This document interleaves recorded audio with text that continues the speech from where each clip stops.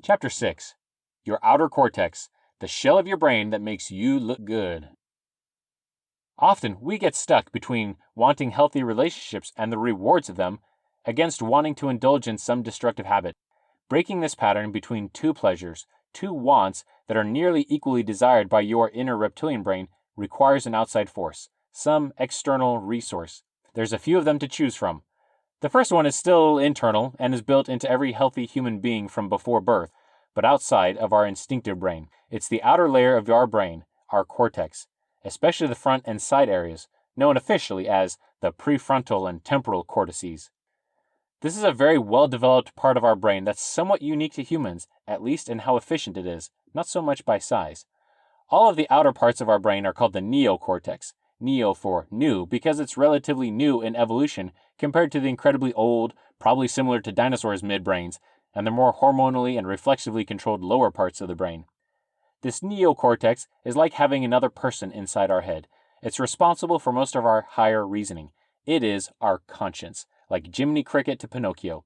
I call it higher because it's better than the primitive lower thinking done in other, less fashionable parts of our brain. Actually, it's less hormonally and instinctively driven and more memory driven. It has the ability to take a great many more things into account, including your conscious and unconscious memories that are deeply or not so deeply rooted in your brain. It's like having a secondary, detached personality in your head. When folks have had an injury to their brain or head of some kind, and it affects the outer part of your brain, especially towards the front, it's common to see major personality changes. I had a friend as a kid who got into a dirt biking accident. Before the accident, he had been quiet, reserved, soft-spoken kind of kid. Now he was gregarious, outgoing, and even a bit reckless in his behavior, almost like he'd had a couple of drinks, but all the time. With the damage to his outer cortex, his inner and midbrains were less inhibited socially, and he became more hormonally driven. Another friend was in a car accident, and among damage to the front of his brain, he also lost his sense of smell for a time. Some of it recovered, but he could also point out and recognize that he was much less patient with the people around him. He was short-tempered and was constantly working on keeping his patience. Before his accident, he'd never been short-tempered. It's a curious thing that much of our personality is controlled and driven by the outer frontish part of our brain. It brings up the question again, who are we really? When I meet people who are happily acting out their addiction openly, they like to claim that this is who they really are. This is their true self. They're no longer suffering under the repression of societal norms. They're going to act out their impulses and everyone else can just go kiss their... Usually there's strong language involved in explaining their newfound freedom. Who are we? Do we need to go on European or Southeast Asian backpacking trips or disappear into the wilds of Alaska just to find ourselves, cultural experiences aside? How about exploring and freeing our minds and boosting our creativity with hallucinogenic drugs or even milder drugs and substances? What about ditching our family for some more attractive partner who truly fills our desires and makes us feel complete? What about no longer fighting against and suppressing the rage and anger that's haunted us our entire life? I'm tired of holding it all in, we hear, usually as a family and other relationships fall apart, with a wake of damage left behind. So who are we? We are a few different people inside of our skull. We all have multiple personalities. We all have multiple ideas and philosophies competing for our attention and trying to drive our behavior.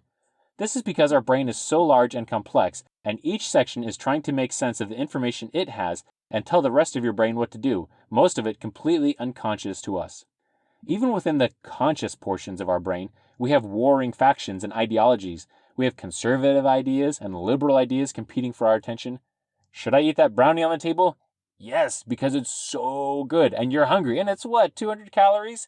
My diet and my gut can afford the extra this time, and plus, I'm at a party with lots of other people, and it'd be great to talk with at least a few other people about how good it was.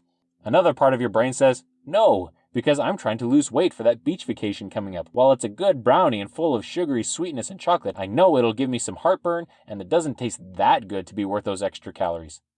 What's a person to do in that situation?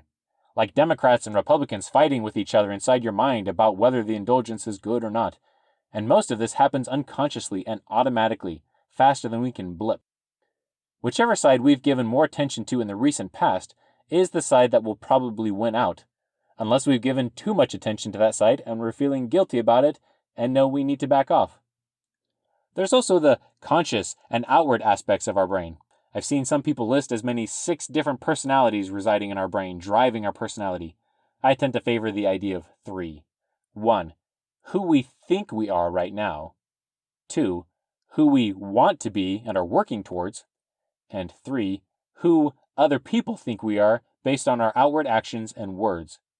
The first one, who we think we are, is fluid and ever-changing, and our perception of who we are depends a great deal on our current state of mind and at times doesn't reflect reality.